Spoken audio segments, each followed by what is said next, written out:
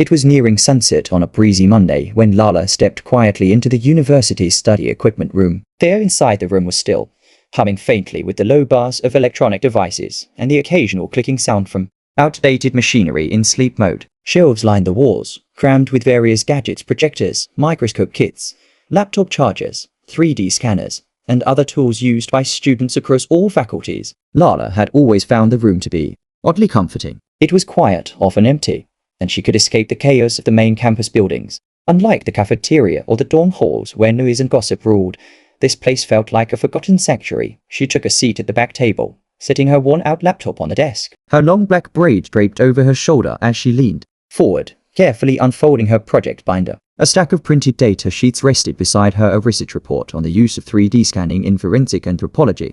The project wasn't due for another week, but Lala liked being ahead of deadlines. She was the kind of student who lived in her books and didn't crave attention. Her professors appreciated her precision and commitment, but socially, she was almost invisible.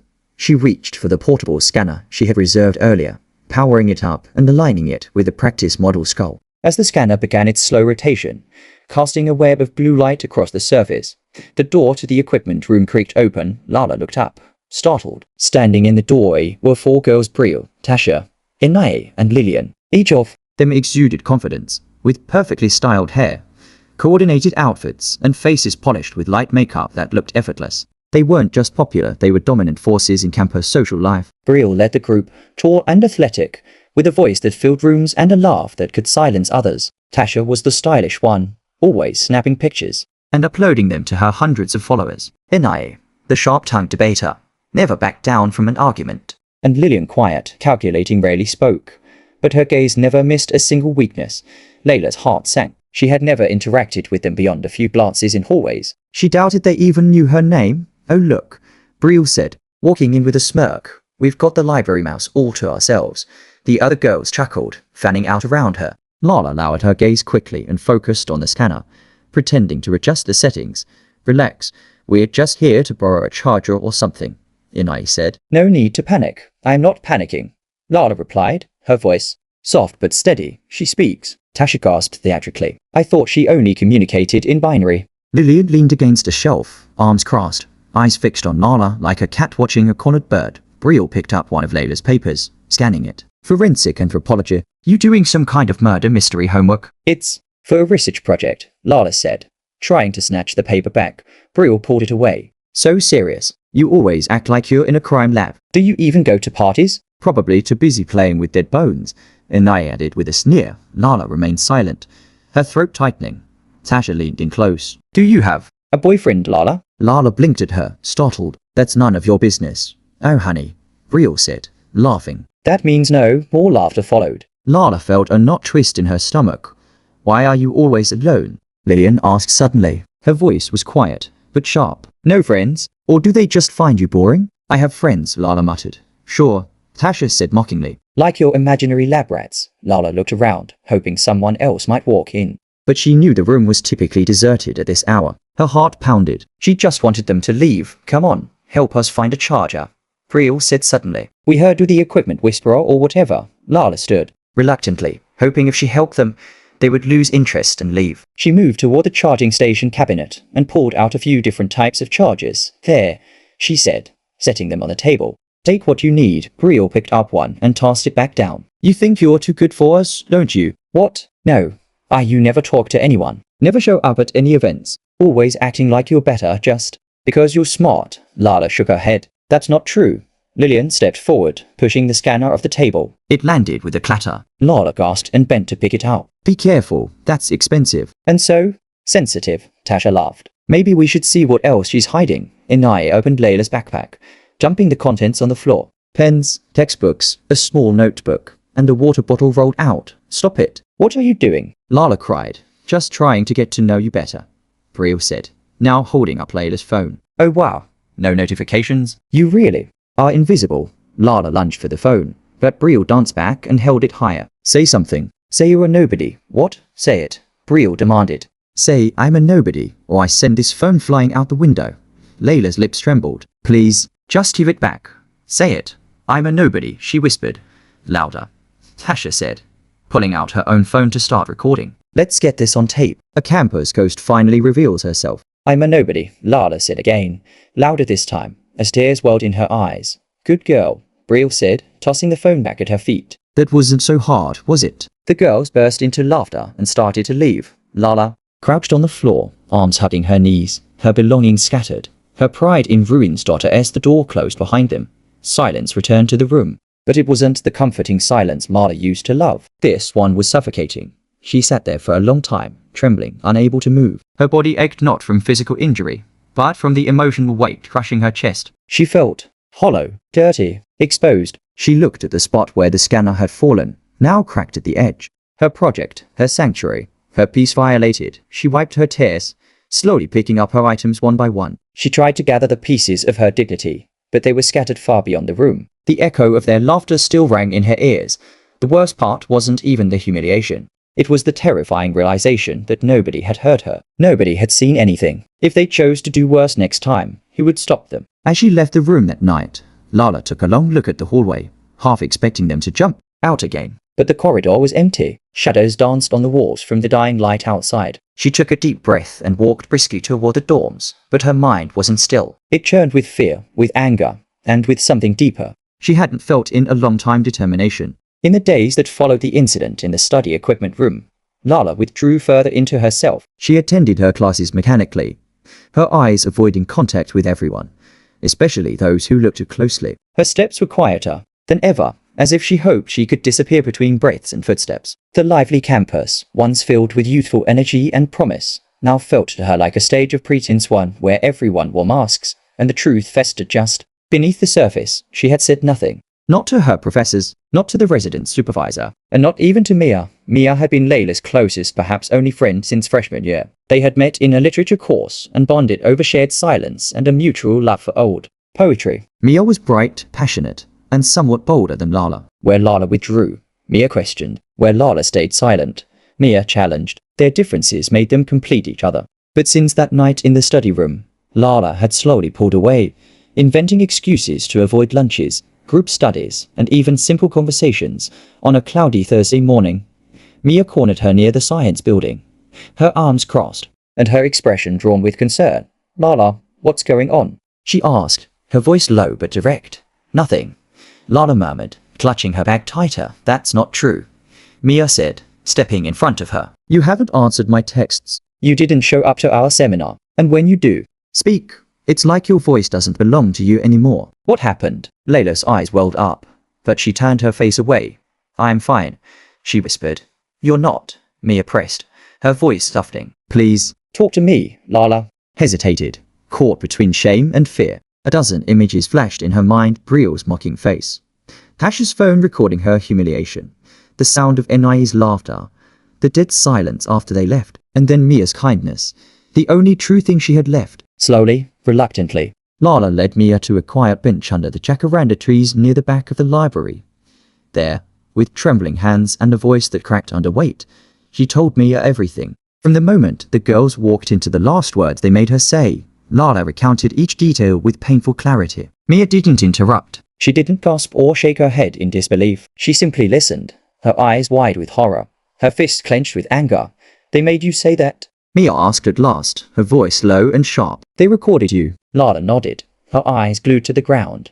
Have you told anyone? Lala shook her head. If I report it, they'll say I am exaggerating, or they'll lie. They're popular. Mia, no one would believe me. I believe you, Mia said fiercely. And this isn't just bullying, Lala. This is emotional abuse. It's harassment. It's wrong. I don't want more attention, Lala said, tears spilling down her cheeks. I just want them to leave me alone. Mia was silent for a long moment, then took Layla's hand gently. Okay, she said softly. Then we'll take this one step at a time. But I'm not going to let you deal with this alone. That night, Lala returned to her dorm room and cried for hours. But there was something different in her heart now, a small warmth amidst the cold. The warmth of knowing someone cared. Meanwhile, Brielle and her group continued to move through campus with the same arrogance as always. If they noticed Layla's change in demeanor, they didn't show it. In fact, the incident seemed to fuel their confidence further. Tasha posted cryptic social media updates that hinted at their cruelty. Some people are born nobodies. Just accept it. Ni liked every post. Lillian didn't post much, but she watched everything. One afternoon in the cafeteria, Lala sat with Mia at the far end of the room, pretending to eat while pushing her food around her plate. From across the hall, the four girls entered with exaggerated laughter. Brielle's eyes scanned the room and landed on Lala. She whispered something to the others, and they laughed again. Mia noticed. "They're watching you, I know," Lala whispered. "They're planning something." Layla's hand froze over her spoon. "How can you tell?" "I know their type," Mia said. "I've seen it before. They're not done. They're the kind who push boundaries until someone stops them." Layla's stomach twisted. "What should I do?" Mia leaned forward, her expression tense. "We document everything, every look, every word, every message. If they try anything else, we'll be ready." Lala nodded. The fear tightened her chest like a vice. That night, she received a text from an unknown number. "Still think you can hide? Keep your mouth shut or next time. We won't be so gentle." She showed Mia the message the next morning. Mia took a screenshot and forwarded it to herself. "We keep a log. These are threats, but it's anonymous," Lala said. "No, it's not," Mia replied. "I know how to trace numbers. If they're stupid enough to keep sending these, they will make a mistake." Days passed, and Lala tried to resume some semblance of a normal routine. But every time she saw the girls, even from a distance, her body went cold. She tried to ignore the whispers behind her in the hallways, the glances, the occasional bump of a shoulder in the hallway that felt too deliberate. One evening, she overheard Brielle and Enai speaking near the lockers after class. "She hasn't said anything," Brielle muttered. "She's scared," Enai replied. "But if she opens her mouth, we finish what we started." Lala ducked into a side corridor, heart racing. Later, she told Mia what she had heard. "They're planning something," she said. "I don't think it's over," Mia nodded grimly. "Then we need to be ready." "I'm not leaving you alone. Not until this is over." True to her word, Mia began walking Lala to class, sitting next to her during lectures and accompanying her to the library. Their bond deepened, and slowly, the trembling Lala who once avoided everyone's gaze began to raise her head again. But the peace was short-lived. It happened on a Thursday evening, 2 weeks after the incident. Lala had stayed late in the library finishing up her project. Mia had a night lab session and had offered to walk her back afterward, but Lala insisted she'd be fine. "It's just 5 minutes," she had said. "I'll stick to the main path." But when she left the library, the wind had picked up and the sky had darkened more quickly than expected. The usual shortcut behind the faculty hall seemed quiet and empty. She hesitated. A message popped up on her phone. It was Mia, saying she was finishing early. Relieved, Lala texted back. "Almost home. Just passing the west lawn." But before she could hit send, she heard footsteps. She turned. 4 figures emerged from behind the bushes. Brielle, Enai, Tasha, and Lillian. "Evening, Mouse," Brielle said with a grin that didn't reach her eyes. Layla's pulse surged. She took a step back, but Tasha moved behind her. "Leaving so soon?" Enai asked. "What do you want?" Lala whispered. "We want you," Brielle said, stepping closer. "And yet you've been talking." Layla's hands trembled. "I haven't said anything." "Liar," Enai snapped. "We know you're friends." "Been sniffing around. We just want to make sure you don't make that mistake again," Brielle said, reaching forward to grab her shoulder. Lala flinched away. "Don't touch me." "Or what?" Brielle challenged. Suddenly, a loud shout rang out from across the lawn. "Hey!" A flashlight beam cut through the darkness. "Campus security," and behind them Mia. Lala gasped in relief. The 4 girls backed away, their faces a mask of anger and surprise. "What's going on here?" the guard demanded. They were," Lala stammered. "They were trying to hurt her," Mia said, stepping forward. "And I have proof." She held up her phone, still recording. The voices, the threats, it was all captured. The security guards ushered the girls aside and began questioning them. Brielle tried to deny everything, but the recording painted a clear picture. Lala stood there, shaking Mia beside her, holding her hand. The moment she had feared had come, but she was no longer facing it alone. The events of that Thursday evening had left an invisible fracture in the foundation of the university's seemingly perfect image. The investigation was now underway. Layla's recording, combined with Mia's testimony and the security officer's report, had triggered a disciplinary hearing with the Student Conduct Committee. For the first time since the torment began, Lala found herself no longer hidden in the shadows. But visibility came with its own burdens. Despite the immediate intervention, Brielle and her clique were still walking free on campus pending investigation. They were instructed not to approach or contact Lala, but the unspoken threats remained etched in every glance they threw her way. In the days following the confrontation on the West Lawn, Lala was caught in an emotional pendulum. There were moments of powerful relief when she remembered the flashlight beam slicing through the darkness, the guards' firm voices, and the undeniable proof Mia had recorded. But there were also moments of dread, moments when she passed Brielle in the cafeteria and saw the venom glinting in her eyes. The university had put distance between them, But Lala knew better than anyone how fragile that protection was.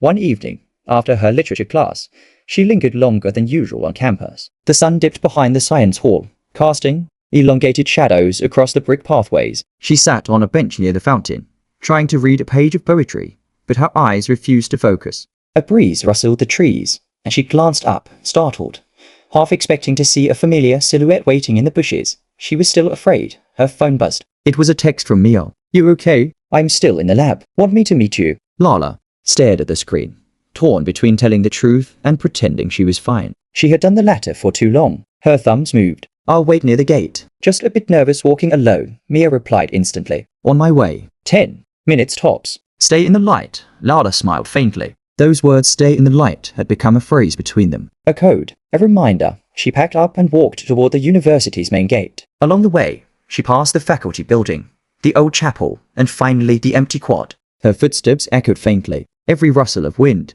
every creak of tree branches overhead kept her on edge. When she reached the wide staircase that led to the gate, she spotted two familiar figures loitering just across the street. Brielle and Enai. They leaned against a car, their eyes scanning the sidewalk. Lala froze. Her heartbeat surged. This isn't happening again. She quickly turned and retraced her steps, ducking into the east path that led past the language center and toward the parking lots. Her breathing quickened. She didn't have time to wait for Mia. She needed a public space, lights, people. But the path she chose was quiet to quiet. She turned another corner and suddenly felt a hand on her arm.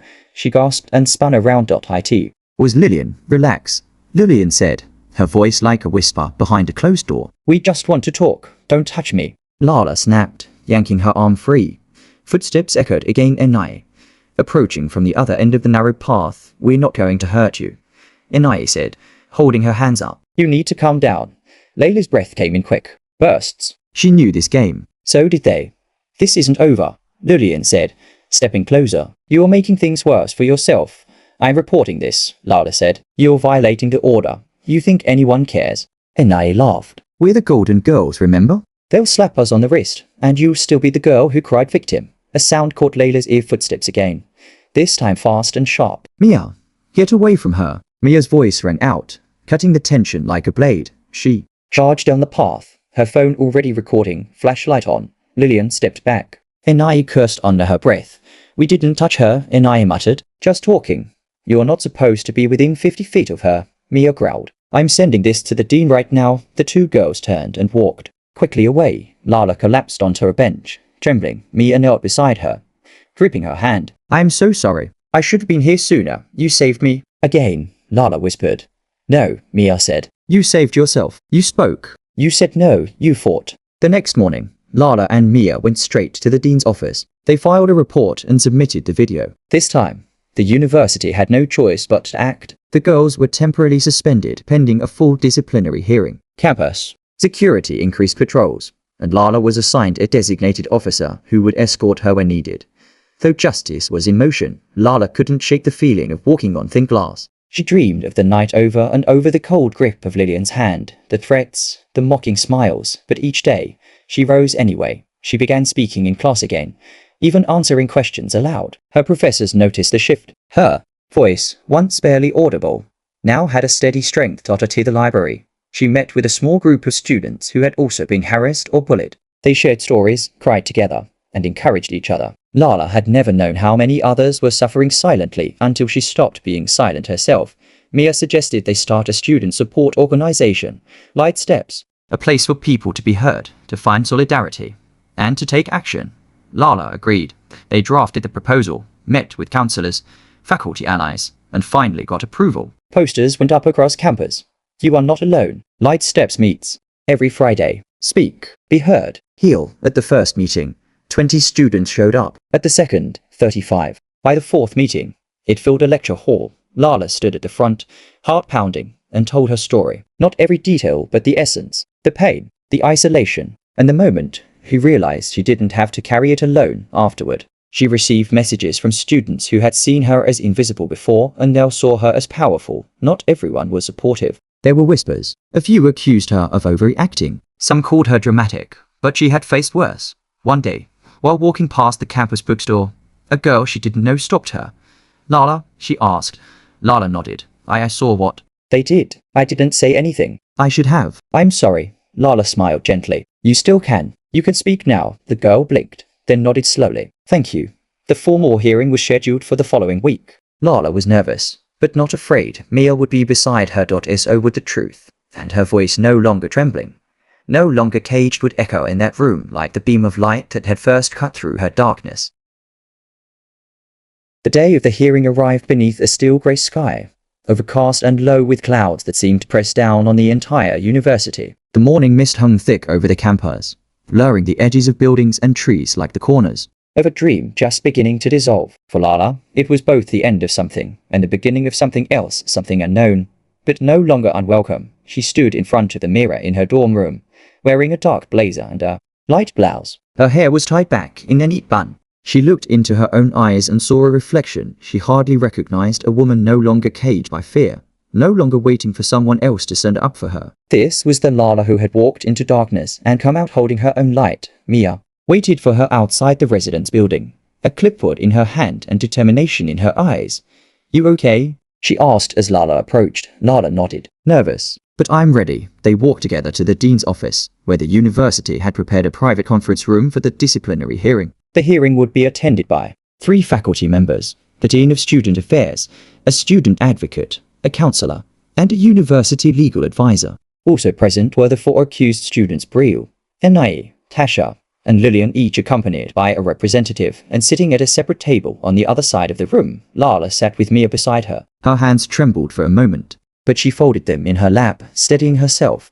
The hearing began with formalities. The dean introduced the attendees, stated the purpose of the proceedings, and emphasized the importance of decorum and truthfulness. Then, Lala was asked to speak. She rose slowly, walked to the lectern at the center of the room, and looked around at the faces watching her. Some were skeptical, others sympathetic, and a few, like Brielle's, were cold and expressionless. But Lala didn't flinch. My name is Lala Hassan, she began, her voice calm. I'm a junior in the anthropology department. What happened to me began as teasing, or what some people might call joking. But it wasn't funny. It was demeaning. It was cruel. And it was dangerous. She detailed everything, how the 4 girls cornered her in the study equipment room, forced her to say degrading things, threatened her, and later stalked and attempted to intimidate her on campus. She described the second confrontation on the West Lawn, and finally, the attempted ambush near the parking lot where Mia arrived just in time. Lala showed the text messages, shared the recordings, and referenced the security guard's testimony from that night. This wasn't one incident, she said. It was a pattern of calculated abuse meant to humiliate and control me. When she finished, there was silence. Mia looked at her with quiet pride. The faculty committee members jotted down notes. Then Brielle was invited to respond. She stood up, brushing her perfectly ironed skirt as though she were rising from a casual lunch. With all due respect, Brielle said, this is being blown way out of proportion. We didn't abuse her. We were joking. Maybe it was a little mean, but we never laid a finger on her. We're being treated like criminals for teasing someone who took it the wrong way. Tasha and Enai murmured in agreement. Lillian, as always, said nothing, but her arms were crossed tightly across her chest. The dean frowned. Miss Brielle, I remind you that this isn't about subjective feelings. It's about actions and evidence. We didn't do anything that serious. Enai interjected. So what if we mocked her? Everyone gets teased in college. That may be your experience, one faculty member replied. But it is not this university's standard of acceptable behavior. After the statements, witnesses were called. First, the campus security officer who intervened that night. Then the IT department specialist, who traced the anonymous threatening text to a burner phone purchased using Brielle's student card in the university tech store. Finally, Mia testified. She explained her growing concerns, her decision to record the confrontation, and her first-hand experience of Layla's trauma. When the committee retired to deliberate, Lala and Mia were escorted to a waiting room. They sat in silence for a few minutes, the tension thick between them. I can't believe she stood up there like she was the victim, Lala said, shaking her head. They always do, Mia replied. People like that can't imagine they've done anything wrong. But it doesn't matter anymore. The truth is out. After what felt like hours, a staff member opened the door and invited them back into the hearing room. The dean stood. After careful consideration of the testimonies, supporting evidence, and witness accounts, the committee has reached a decision.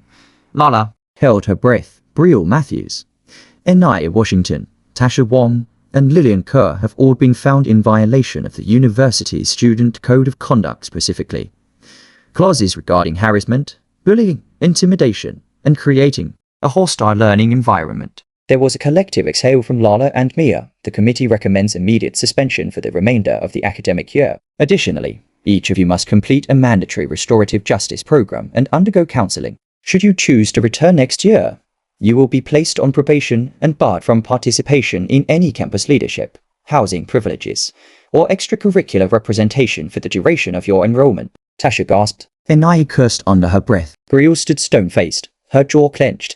The dean's voice was final. This university does not tolerate abuse of any kind. You are dismissed, as the four girls gathered their things and exited. With their heads lowered, or in Brielle's case, defiant and silent, Lala felt a strange mix of relief and sadness. It was over, but the damage had been done. The bruises they left weren't visible, but they were real. The weeks that followed marked a slow, fragile rebirth for Lala. Word of the hearing spread quickly. Some students applauded her courage. Others whispered, accusing her of ruining the lives of four girls for just some drama. Lala learned to navigate both the praise and the skepticism with quiet strength. What helped her most were the students who came forward, people she never knew, people who had suffered in silence, who were emboldened by her voice. Her group, Light Steps, flourished. They held weekly open sessions, brought in mental health professionals, hosted awareness workshops, and started a digital campaign called Seen and Safe. Within 3 months, the group had grown to nearly 100 members, with new chapters forming at nearby campuses. Lala gave interviews first with the campus paper,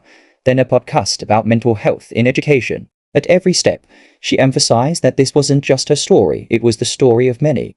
Her professors supported her, and the university invited her to join the Student Wellbeing Council. What had begun as pain had transformed into purpose. But healing, she learned, was not a straight line. Some nights, she still had nightmares. Some days, she doubted herself, and once, while walking past a coffee shop near campus, she caught a glimpse of Brielle seated inside. Their eyes met for a split second. Brielle looked away first. Lala walked on, heart pounding, but she did not stop. By the end of the semester, Lala stood once again on the stage, this time as a guest speaker at the university's annual Student Leadership Forum. She wore the same blazer she had worn to the hearing. But today, she smiled without fear. My name is Lala Hassan, she began, and a year ago, I wouldn't have imagined I'd be standing here, not as a victim, but as someone who survived, and who chose to speak up.